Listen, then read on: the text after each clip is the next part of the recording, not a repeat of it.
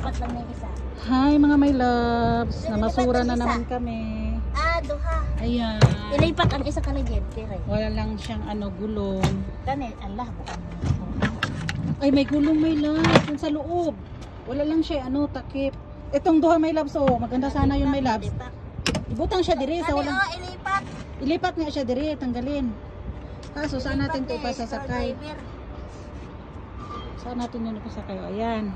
Yan ang buhay namin dito, my loves. Ilipat ang dalawa. Oo. Yan, ito lang.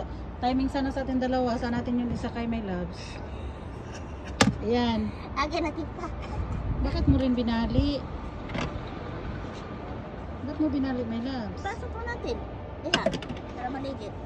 Dalawa nga. Kukunin nga din yung isa. Dalawa nga ato yung kukunin. Ha? Masura ka na eh. Ayan. Pang-office yan eh. Saan natin yan ipasakay?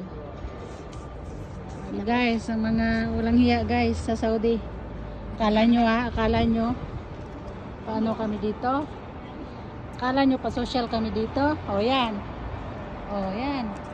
Manguha kami dito ng basura. Ayan. Ang buhay abroad. Mamasura.